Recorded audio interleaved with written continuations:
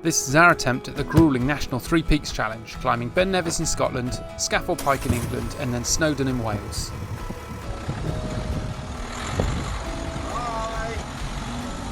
It covers more than 23 miles, has a total ascent of more than 3,000 metres and has to be completed within 24 hours.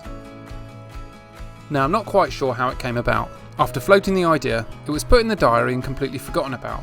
Suddenly it's a week away and we've forgotten to do any training. I quickly looked at a few training plans which all said relax the week before the hike, so that's what we did. We started with a brief 10-hour drive to Fort William in Scotland. We were naively full of confidence, so pizza and beers seemed like the most logical nightcap. After I fell straight to sleep, John discovered I'm a bit of a snorer, so took a little while longer to nod off. Everyone else in the bunkhouse was up and out at 5 and kindly woke us up on the way out. So we're up, out and at the foot of Ben Nevis earlier than initially planned. Okay, here we are at the foot of Ben Nevis. Three Peaks Challenge. John, what's the time? 6:22. 6:22. Off we go. Off we go.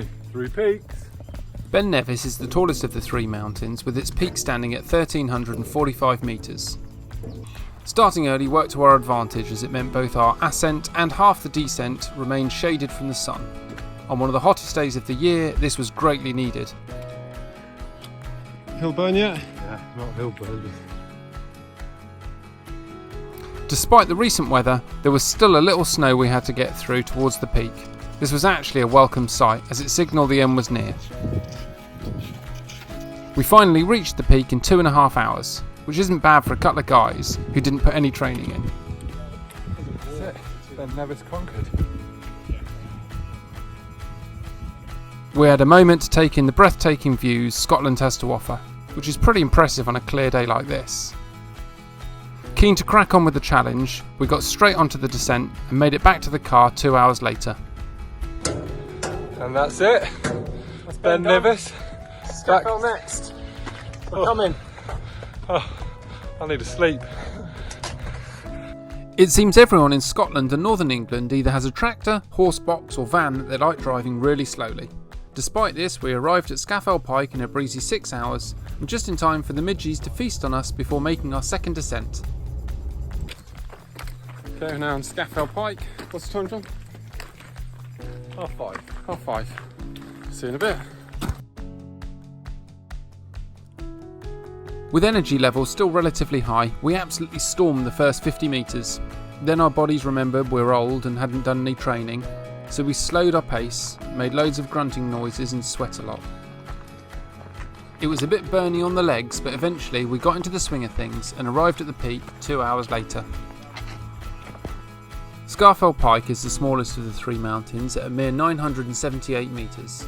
Unlike Scottish Ben, you can't see the peak of Scaffold, which means you can't really gauge how long you have left, and it does seem to go on forever. Like Ben, we were welcomed with stunning views at the peak.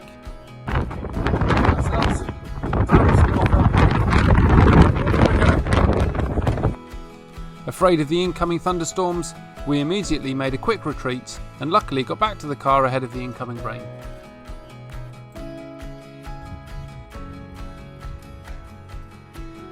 A slight detour got us to Snowdon for 1:15 AM and the final hike started by 1:30.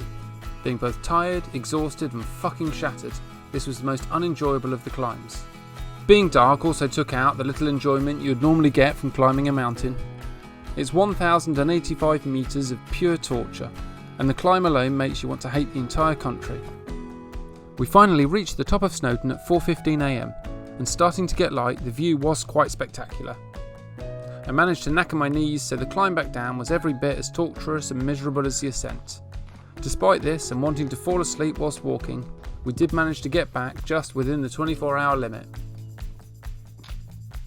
So that's Snowdon done. Time's 5:56. So well within the 24 hours.